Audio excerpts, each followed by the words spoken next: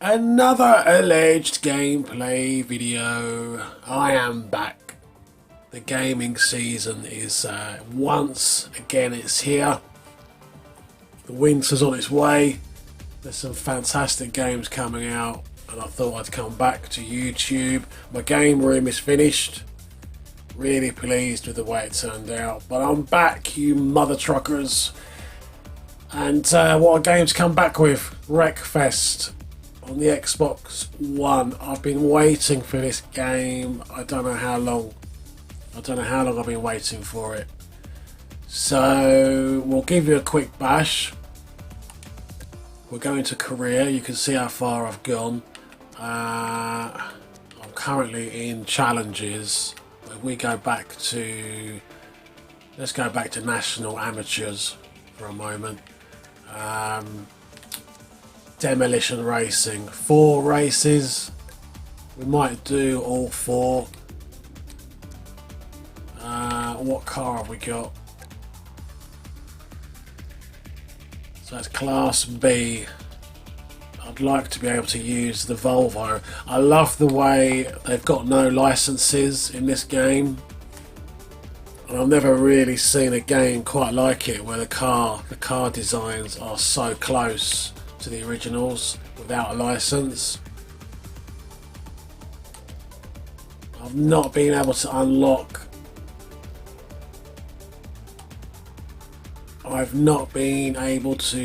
my favourite. I really want the XJS Jaguar, so I don't know how far I've got to go for that. But yeah, what's it like? It just runs really well on the Xbox. I've got no real issues or problems. When you get a lot of debris on the track, you know, it can get a little bit, it may cause it to slow up, but honestly it's not much. It seems to be extremely well optimized, and I don't know if it's me looking to what's the word, going into too much detail, you know, but I think there's some kind of nods and acknowledgements to Destruction Derby on the PlayStation 1. If you go into the replay function, even the fonts, the control fonts for the replay are almost exactly the same in their design and their layout as the PS1 original. So yes, it's been a lot of years waiting for a decent kind of banger racer to come along, in all honesty. Loading times are an issue. Not quite sure why they're so long, but there you go. It's a minor drawback. And another thing of interest, if you're interested in the Destruction Derby straightforward side of it, you might be surprised, because despite all the detail and everything else, the gameplay, it kind of lacks that depth that the PS1 had. And the reason for that, really and truly, is you know, you can get wiped out, or you wipe out other people, and you get a point for that or whatever. You know, you progress, but there doesn't seem to be any advantage in, for example, reversing all the way around the circuit and trying to even out the damage on the car. I mean, as yet, I've not really worked that out. Well, who knows? Anyway, we may be unsuccessful in this Volvo, simply because I don't think I've done anything to it. I've not added anything to it, and I've not really tuned it up. So we'll give it a go, and we'll also we'll go with cockpit view, which, when you get a lot of damage, can be really quite extreme. I can't use this view in the actual Destruction Derby mode. Really don't get on with that. But as a racing game in its own right, it really does handle well. There's the XJS in front of us. That's what we want.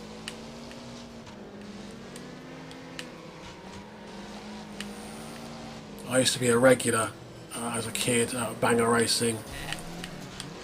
My parents used to take me there on a Sunday evening, Wimbledon Stadium. We were there every week practically.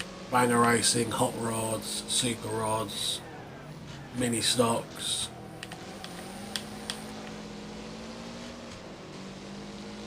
Standing there by the barriers, that unique smell, burning oil, petrol.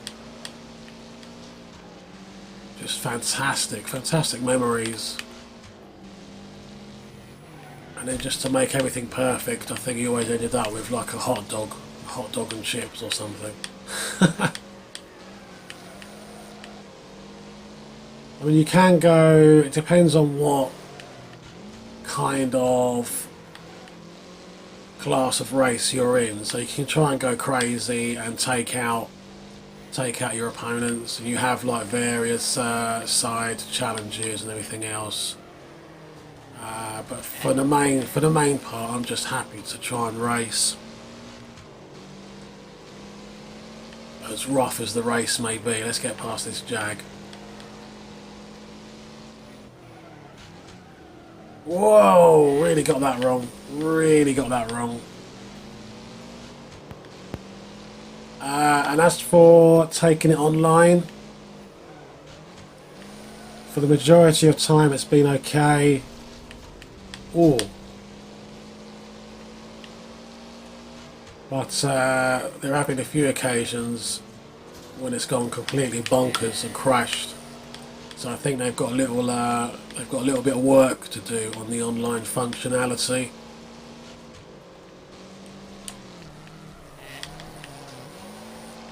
You can power slide quite easily as well. I don't really care much for the music, to be honest with you. It's all very generic and everything else. Oh look, we're going to take first here because he's lost it. Oh no. Oh, the Jag's come back around me. If this XJS is a 12 cylinder, it's bound to break down any second. I think we've got this in the bag, folks.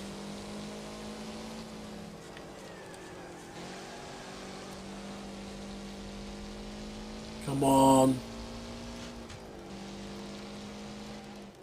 Not bad. I know I only had 79% damage to the car. Not bad at all.